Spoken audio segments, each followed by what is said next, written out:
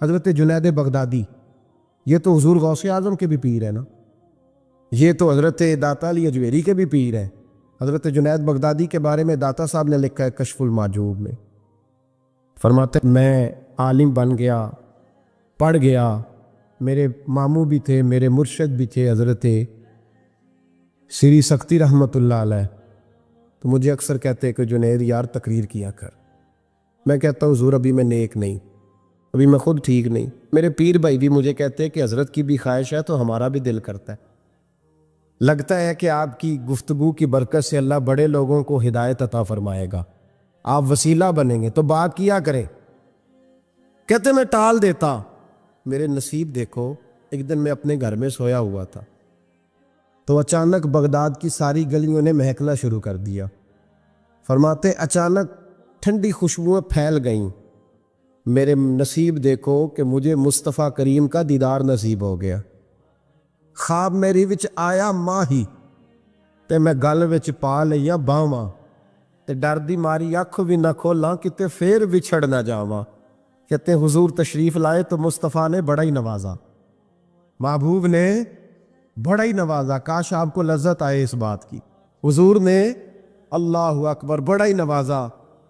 کہتے ہیں محبوب جانے لگے تو ہلکا سا جملہ، میٹھی سی بات، ایک جملہ بڑا میٹھا سا، جاتے دفعہ فرمانے لگے جنید تقریر کیا کر یار، تقریر کیا کر۔ داتا صاحب لکھتے ہیں، داتا صاحب فرماتے ہیں کہ حضرت جنید بغدادی کہتے ہیں عرض کی حضور اب تو ضرور کروں گا، اب تو روز کروں گا، کھول کے کروں۔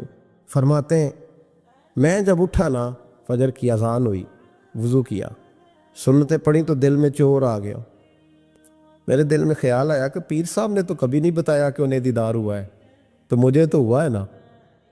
پیر صاحب نے، بہت سارے لوگ پیر صاحب سے خود سیانے ہوتے ہیں نا، ان کو خود نور نظر آتا ہے روز خواب میں، وہ بہت سارے جلوے خود بیان کر لیتے ہیں۔ تو کہتے ہیں میرے دل میں خیال آیا کہ پیر صاحب نے تو کبھی نہیں بتایا، تو مجھے تو ہوا ہے۔ کسی درویش نے ایک شعر کہا تھا، پر بڑے مسئلے اس نے حل کیے۔ وہ کہنے لگا جڑے محرم راز حقیقت دے او راز حقیقت کھول دے نہیں، او جنہ ویکھیا نہیں او کرن گلاں، جنہ ویکھ لیا او تے بول دے ہی نہیں، جنہ ویکھ لیا او ان سے بولا جاتا بھی نہیں، بولا جاتا بھی نہیں۔ وہ کہتے ہیں میں سنتے گھر پڑی تو خرامہ خرامہ چلا تو دل میں چور تھا، بانج فقیروں کسے نہیں ماریا، اے ہوئی چور اندر دا۔ کہتے میں گیا حضرت کے پیچھے نماز پڑھی 7ویں صف میں، تو اندر چور تھا کہ میرا تو درجہ اونچا چلا گیا ہے، لیکن مجھے دیدار ہوا ہے۔ تو کہتے ہیں نماز حضرت نے خود پڑھائی، تو نماز پڑھا کے کہنے لگے جنید آگے آ جا۔ فرماتے ہیں میں 3ری صف میں آ گیا تو کہنے لگے چل یار تھوڑا اور نیڑے آ جا۔ کہتے ہیں میں قریب جا کے نا پہلی صف میں بیٹھا تو کہنے لگے ادھر آ میرے ساتھ بیٹھ۔ کہتے ہیں میں ان کے ساتھ بیٹھ گیا، حضرت کے ساتھ۔ یہ بھی کسی نصیبوں والوں کو نصیب ہے نا۔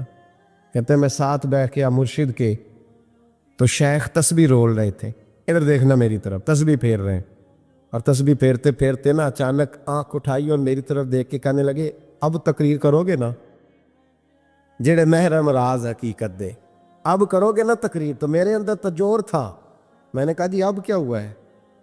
جور تھا نا کہ مجھے پتا ہے کسی کو پتہ ہی نہیں، اب کیا ہوا ہے؟ تو کہتے ہیں وہ چپ کر گئے۔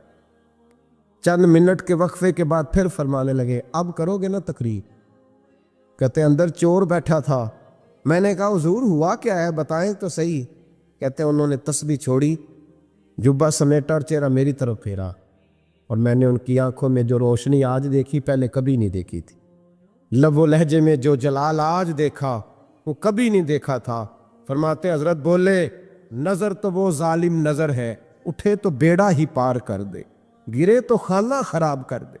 فرماتے میں نے حضرت کا جلال دیکھا اور میری طرف دیکھ کے فرمانے لگے جنید کل جو رات گزری ہے مجھے خواب میں اپنے رب کا دیدار ہوا تھا، تو مالک نے پوچھا کہ سری کوئی بات بتا، تو میں نے عرض کی مولا ایک ہی مرید تیار کیا ہے وہ بھی تقریر نہیں کرتا، کبھی تیرے حبیب کا ادھر کا پھیرا ہو تو ذرا جنید کو اشارہ کر جائے تو چلو میرا بھی کام بن جائے گا، لوگوں کا بھی نفع ہوگا۔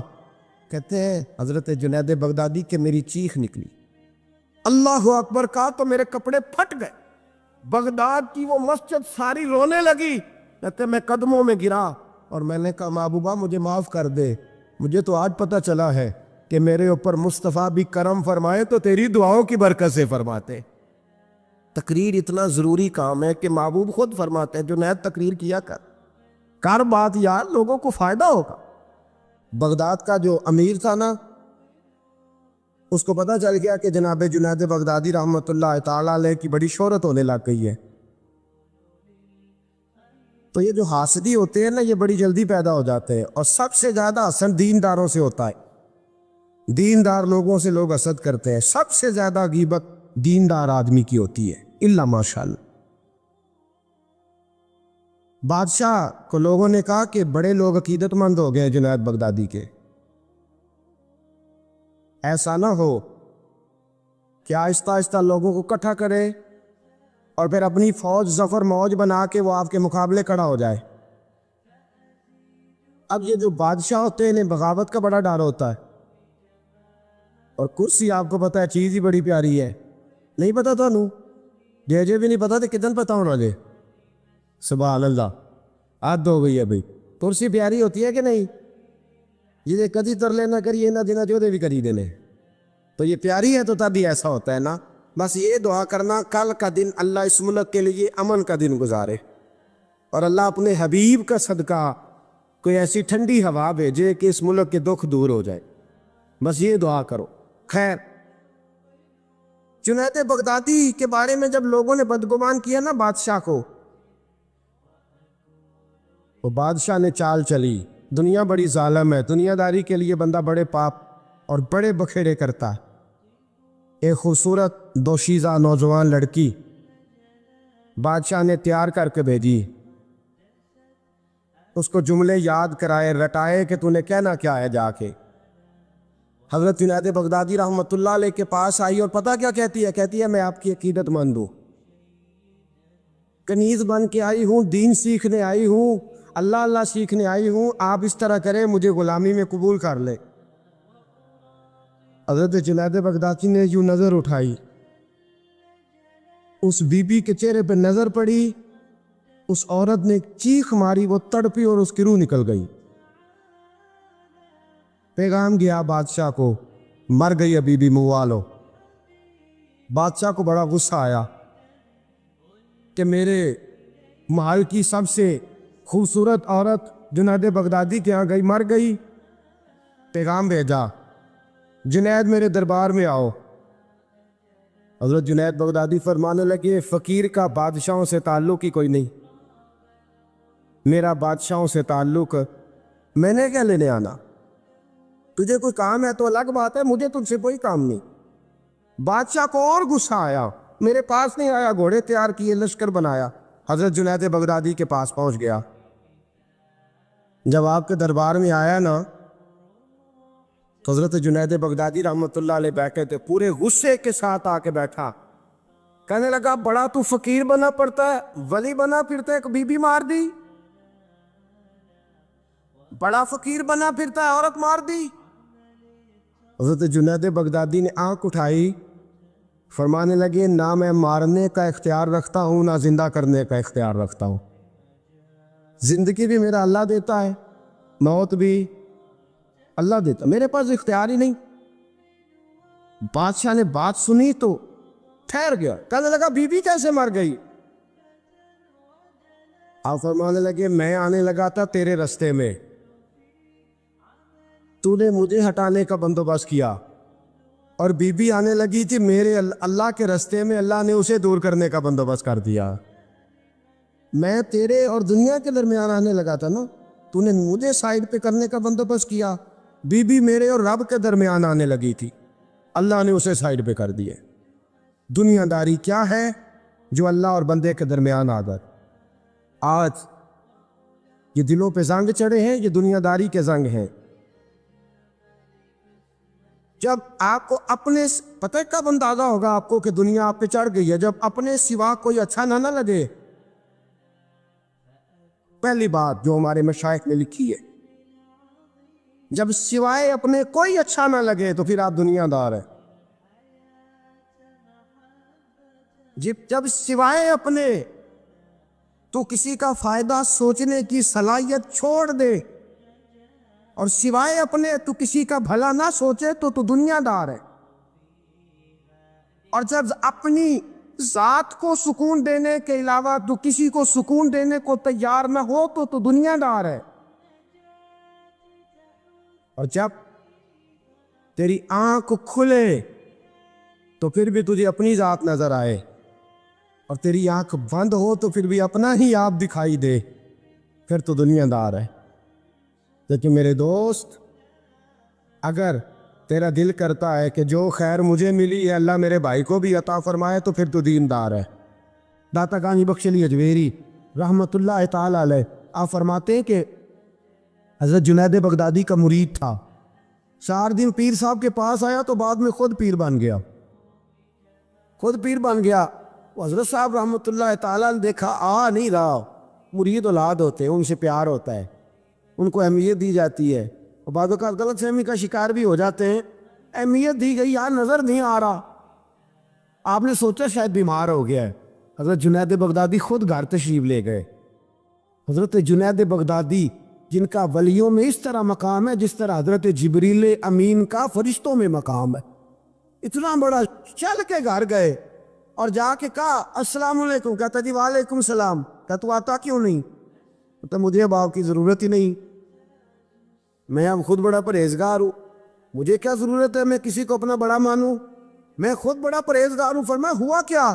کہنے لگا جی رات جب میں سوتا ہوں تو 2 فرشتے آتے مجھے براق پہ بٹھاتے ہیں اور جنت کی سیر کراتے، براق پہ بٹھاتے ہیں اور اللہ اکبر جنت کی سیر کراتے ہیں. میرے ہاتھوں کے تراشے ہوئے مٹی کے صنم آج بت خانے میں بھگوان بنے بیٹھے، میرے ہاتھوں کے تراشے ہوئے مٹی کے صنم، دیکھو تو صحیح، آج بت خانے میں بھگوان بنے بیٹھے. اور رائے پوری کہنے لگے وہ پتھر جن کو سکھائی تھی قوت گویائی ہم نے، وہ جب بولنے لگے تو ہم پر ہی برس پڑے، بولنے لگے تو وہ ہم پر ہی برس پڑے. کہنے لگا جی اب تو میں اللہ خیر کرے بڑا اونچا اڑ رہا ہوں، آپ کبھی گئے جنت میں؟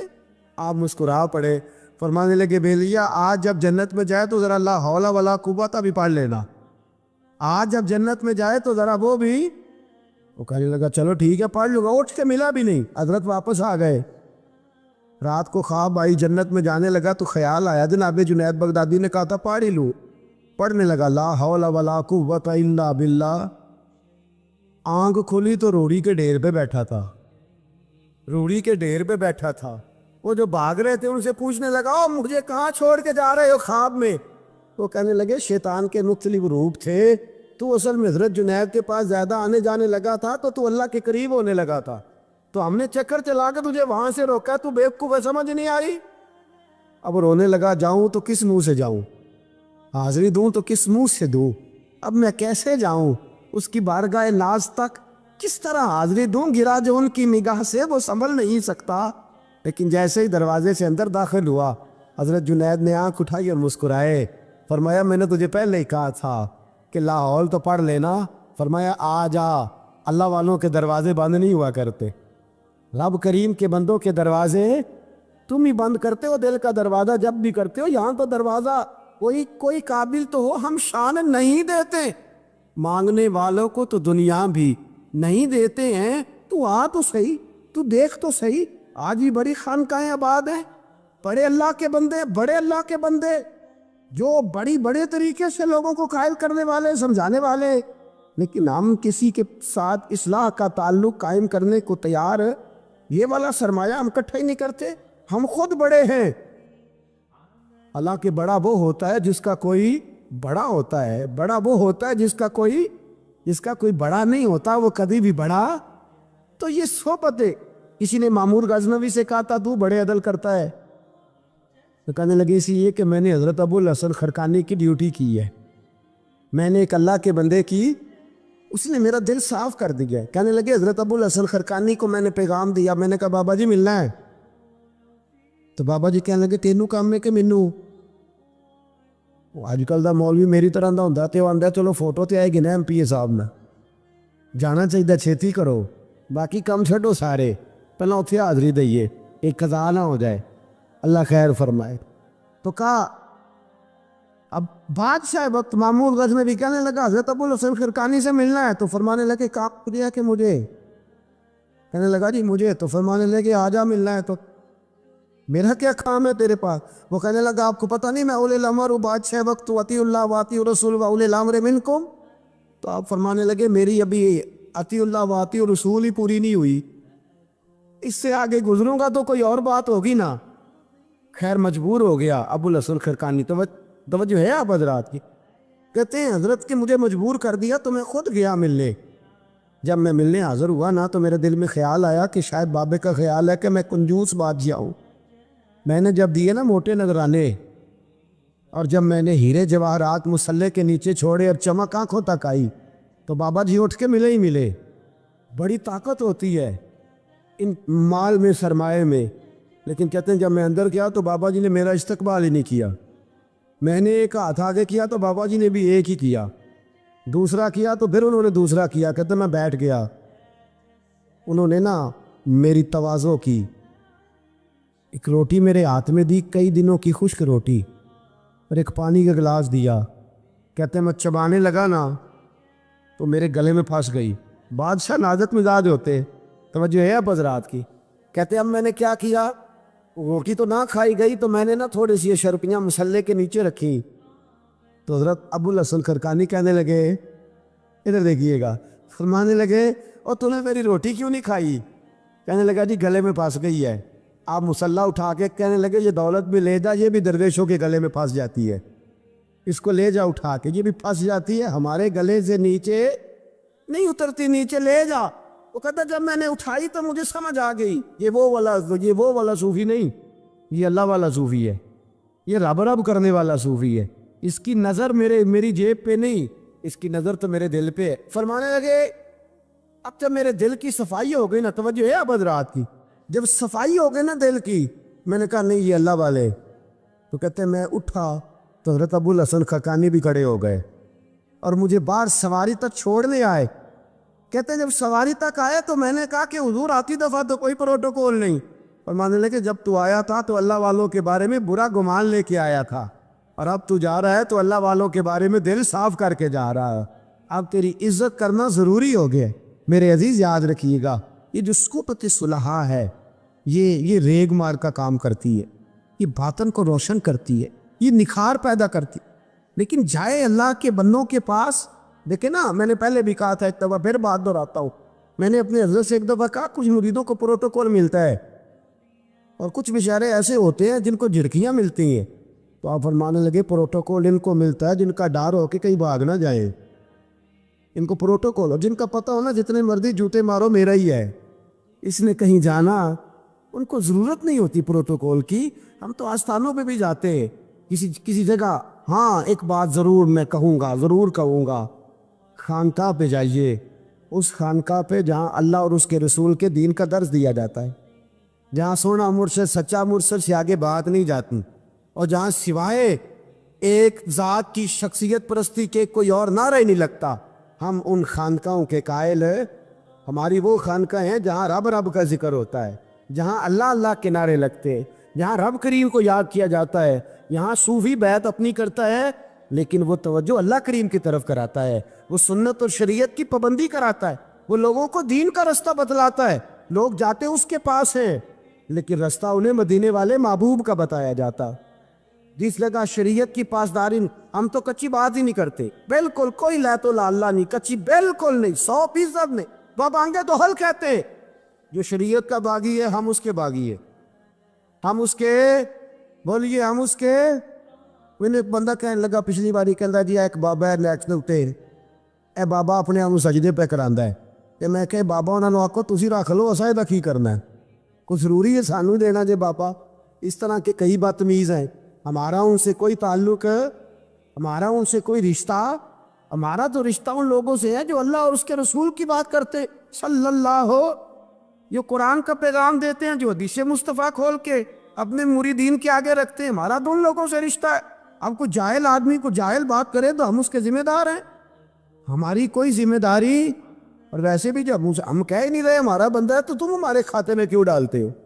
جیڑا بندہ بھی غلط کرے ساڑھے کھاتے پہ جانا، جیڑا بھی غلط کرے، ہم بالکل قائل نہیں ہیں میں نے ایک بہت بڑی اجتماع میں اعلان کیا تو پھر کہتا ہوں، آج جن درباروں پہ نشہ بکتا ہے ہم ان درباروں کو بند کرنے کے قائل ہیں۔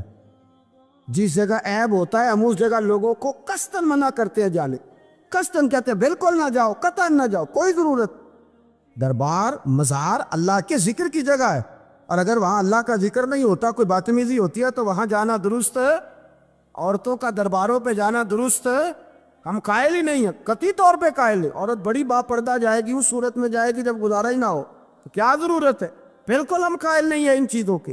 ہم اہل تصوف ان لوگوں کو مانتے ہیں جو دین کی بات کرتے ہیں، دین کا، اور جسے بسم اللہ بھی سیدھی نہ پڑھنی آئے، رٹی رٹائی دعا مانگے۔ ہم تھوڑے خشک لوگ ہیں، ہم نہیں کرتے پیروی، ہم نہیں دست بوسی کرتے، دعا کر کے کھڑے ہو جاتے ہیں۔ سنو، وہ آپ نے حدیث سنی ہے نا کہ 70 صحابہ تھے اور ایک دودھ کا پیالہ تھا، تو حضور نے 70 کو پلایا تو 71ویں نمبر پر پیا۔ مصطفیٰ کریم نے فرمایا اگر میں اللہ کا رسول ہو کے 70 غلاموں کا جھوٹا پیتا ہوں تو بتا تیرا، یہ بخاری مسلم ہے۔ لیکن اب ہماری نفاست پسندیوں کے رنگ بھی نالے ہیں نا، انہیں روٹی کھا لئیے، اور اکثر اگر آپ ناراض نہ ہو تو بات کرنی پڑتی ہے، جب سامنے آ جاتی ہے تو کرنی پڑتی ہے۔ امیر کا جھوٹا ہو تو پھر خیر ہے، اگر غریب کا ہو تو جی چور صاحب تو پیے اور دے دیو، تو یہ ماڑے دا ہاتھ لگ گیا کہ تو کے لیا، یہ ظلم ہے، یہ زیادتی ہے۔ اس کا مطلب ہے نفاستیں بھی اب دولتوں سے آئیں گی، دولت سے آئے گی، معاذ اللہ سن۔ بہرحال عنوان نہیں، حضرت جابر بن عبداللہ رضی اللہ تعالی عنہ، بخاری مسلم ہے، کہتے ہیں جب خندق کی جنگ ہو رہی تھی نا، غربت بڑی تھی، قحط بڑا تھا، صحابہ پریشان تھے، 2 3 پتھر پیٹ پہ باندھے ہوئے۔ میں حضور کو دیکھ کے گھر آیا تو زوجہ سے کہا بھلی مانس کچھ ہے کھانے کی؟ کہنے لگی تھوڑے سے جو ہے۔ تو میں نے کہا پیسو گی تو کتنی روٹیاں بنے گی؟ کہنے لگی 2 3 4 بن جائیں گی۔ کہنے لگے سالن؟ تو زوجہ کہنے لگی اگر وہ بکری کا بچہ ذبح کرو تو 3 4 بندوں کا سالن بھی بن جائے گا۔ کہتے میں نے اسے ذبح کیا، بیوی سے کہا تو جاؤں پیس۔ کہتے میں نبی کریم کی بارگاہ میں حاضر ہوا صلی اللہ علیہ وسلم، حضور کی خدمت میں۔ زوجہ کہنے لگی کان میں کہنا حضور کے سارے نہ آئے، جس طرح لیڈروں کے کھانے اندر ہوتے ہیں علیحدہ، اور جو نعرے لگا رہے ہوتے ہیں نا سویر سے انہیں ڈبہ ملتا ہے، لیکن وہ پھر بھی نعرے لگاتے ہی رہتے ہیں۔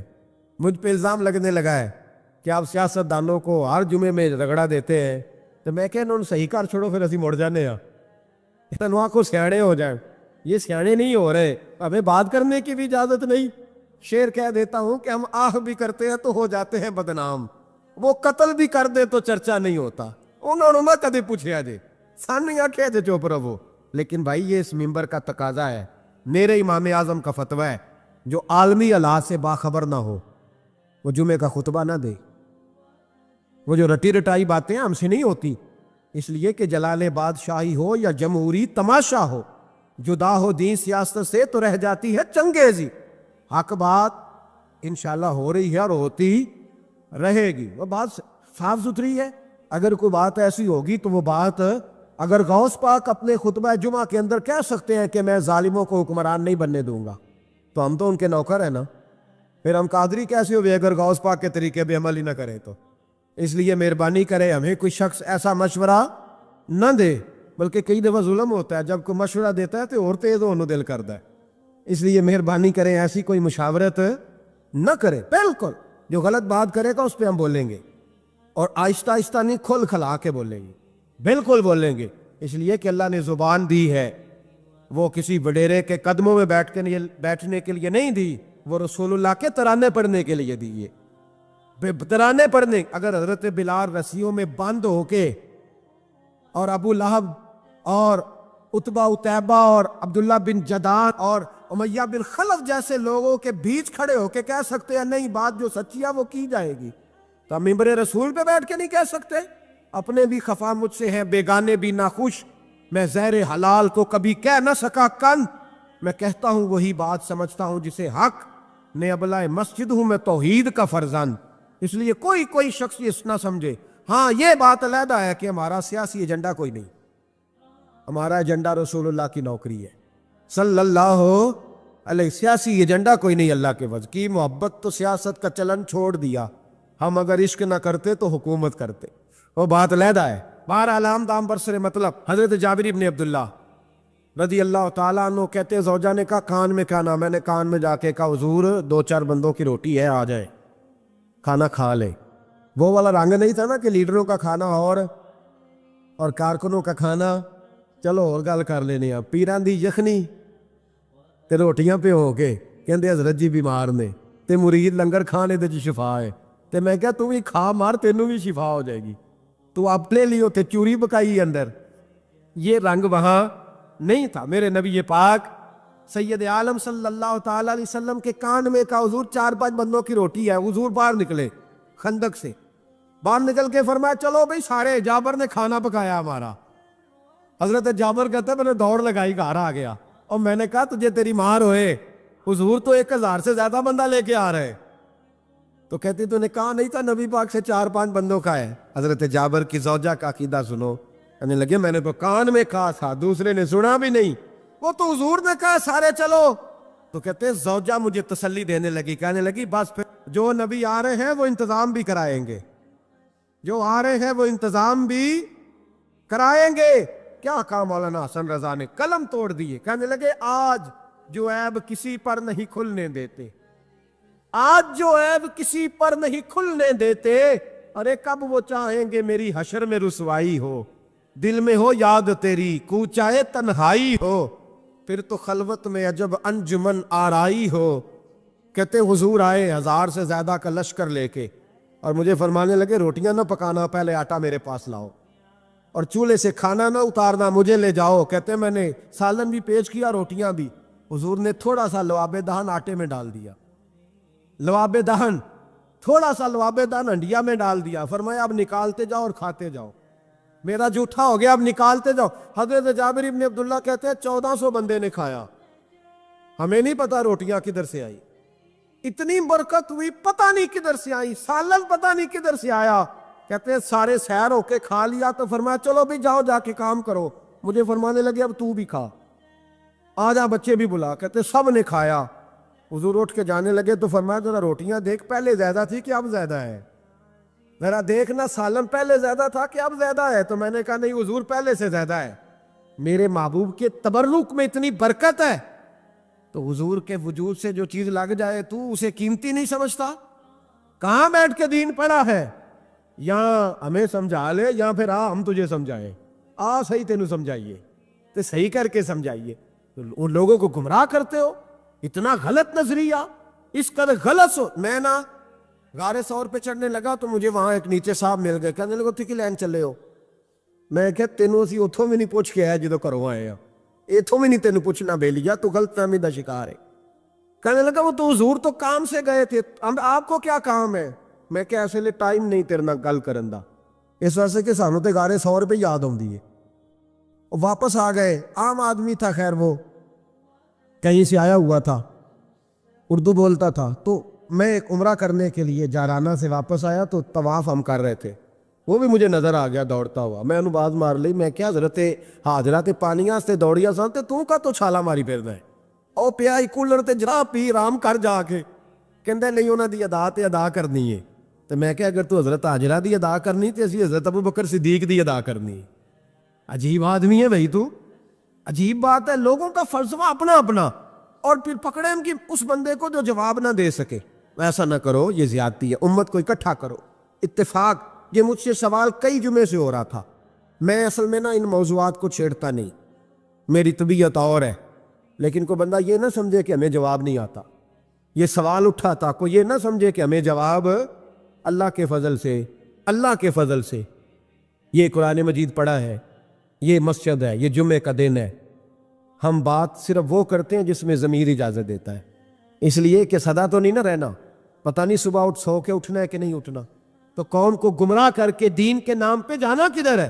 اس لیے بھائی خیال ہوتا ہے کہ تم لوگوں کو خراب نہ کرو، ہم تو چاہتے ہیں امت اکٹھی ہو جائے، لیکن یہ ظلم کرتے ہو، جب چھیڑو گے کسی کو تو پھر تو اس کا حق بنتا ہے نا وہ بولے، تو چھیڑا جاتا ہے۔ تھوڑے دن ہوئے حضرت حلیمہ سعدیہ کا سارا گھر گرا دیا، بلڈوزر چلا دیا، کہنے لگے یہاں لوگ آتے ہیں تو شرک ہوتا ہے، اور میں نے کہا جہاں اللہ کریم نے توحید پھیلانے کے لیے رسول کو بھیجا، 4 سال جہاں نبی پاک رہے وہاں کیسے شرک ہو سکتا ہے؟ کس طرح کی تو بات کرتا ہے؟ بہرحال جہاں میرے نبی پاک بیٹھ جائیں وہ جگہ برکت والی ہو جاتی. اس جگہ کو چومنا مسلمان کا ایمان ہے. اس جگہ پہ سجدہ کرنا مسلمان کا ایمان ہے. اس جگہ بیٹھ کے تبرک حاصل کرنا یہ مسلمان کا. میں تو پہلی دفعہ ریاض الجنت میں داخل ہوا تو میرے ساتھی کہنے لگے کیا ہوا؟ میں کہا ادھر آؤ. لوکاں نوں اگے جا کے ملنی، سانو ایتھے ہی لب گئی دے. روضۃ من ریاض الجنہ، 12 حدیث لکھی ہے. حضور نے فرمایا جو یہاں آ گیا وہ جنت میں آ گیا. یہ ہے ارض جنت، یہ طیبہ کی زمین ہے. جنت بھی یہی، مال کے جنت بھی یہی ہے. ایک بات اور کرنی ہے، بڑی ضروری ہے، میری بھی اور آپ کی بھی ذمہ داری ہے، اس کو بھی ضرور کرنا چاہتا ہوں. سن لیں. محمود غزنوی نا گزر رہے تھے. یہ آپ نے نا میری طرف دیکھنا ہے، یہ بات سنتے ادھر دیکھو.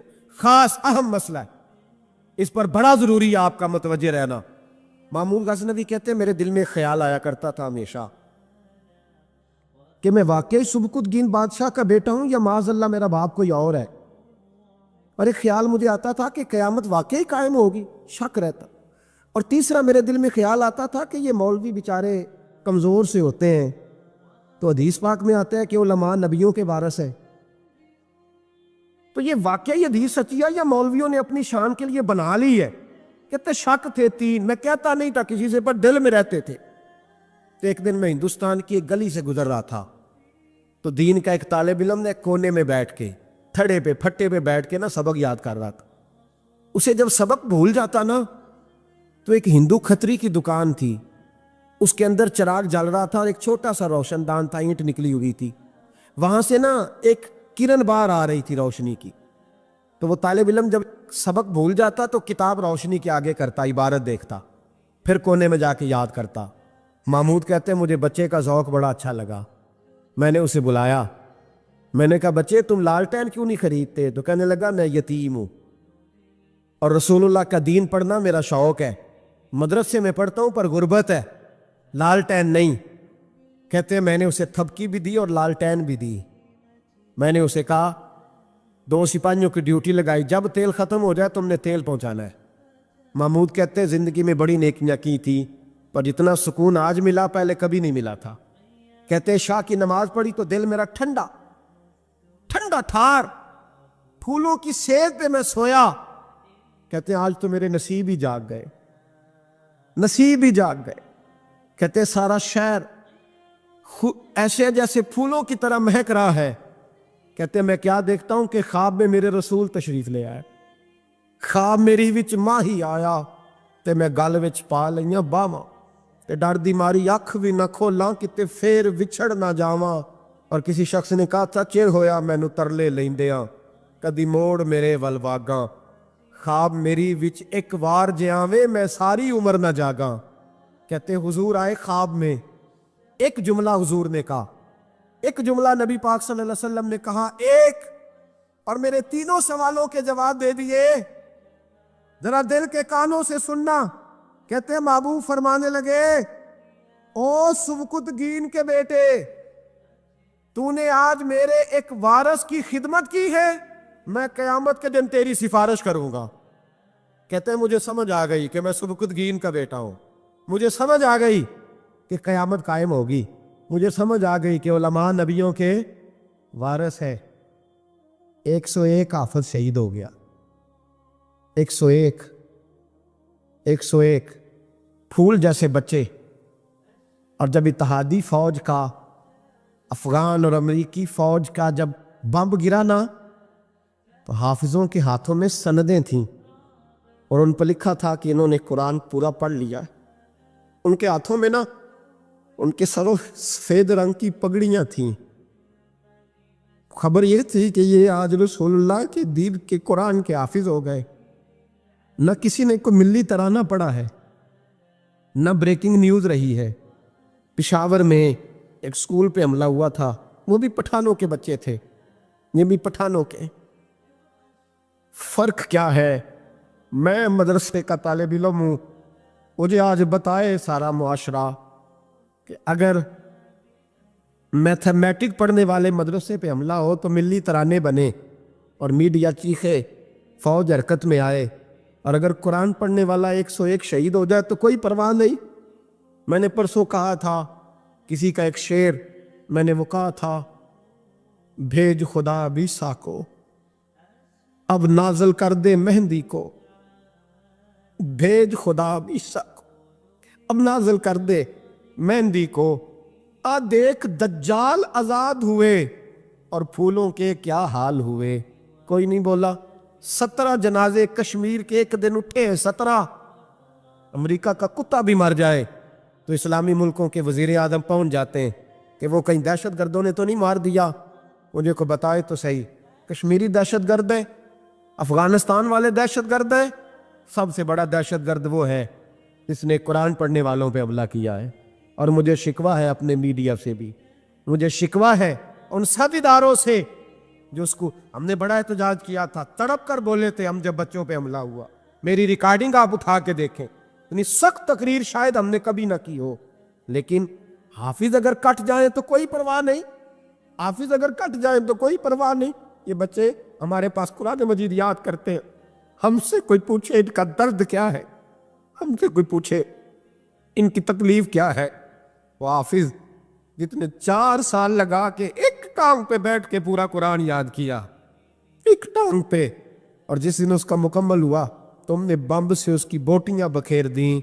امریکہ ٹوٹنے والا ہے، لیکن ہمیں اس کے ٹوٹنے سے زیادہ افسوس نہیں، ہمیں ان پہ زیادہ افسوس ہے جو ظالم اس کے اتحادی بنے ہوئے ہیں، جو مسلمان کہلا کے اس کے اتحادی بنے ہوئے ہیں۔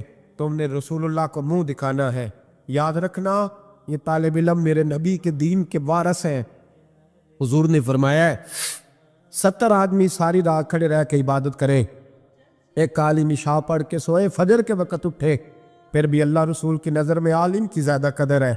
امریکہ کو خدشہ ہے علماء سے، وہ ڈرتا ہے رسول اللہ کا نام لینے والوں سے، لیکن ہم انہیں بتائیں گے، میں نے تہیہ کیا ہے، میں ایک چھوٹا آدمی اوپر میں نے تہیہ کیا ہے ذاتی طور پر کہ اگر ہم 40 بچوں کو قرآن مجید یاد کراتے تھے تو اب ہم 100 بچوں کو کرائیں گے، جو 100 کو کراتا تھا اب 200 کو کرائے گا انشاءاللہ تعالی۔ ان ایک ایک بچوں کی شہادت کے عوض ہم سینکڑوں بچوں کو قرآن مجید یاد کرائیں گے اور تمہیں بتائیں گے یہ مصطفیٰ کا دین ہے، اسلام کی فطرت میں قدرت نے لچک دی ہے، اتنا ہی یہ ابھرے گا جتنا کہ دبا دو گے۔ یہ مدارس پہلے بھی حکومتیں نہیں چلاتی، یہ رسول اللہ کے نوکر چلاتے ہیں۔ اس پر تھوڑا غور تو کرنا۔ حضرت جناب سیدنا فاروق اعظم رضی اللہ تعالیٰ، حضرت عمر فاروق کے صاحبزادے کی ملاقات ہو گئی حضرت عبداللہ بن سلام رضی اللہ تعالیٰ عنہ سے۔ یہ تورات بھی جانتے تھے، پھر قرآن مجید کا علم بھی انہوں نے حاصل کیا، مسلمان ہوئے، بہت بڑے عالم صحابی تھے۔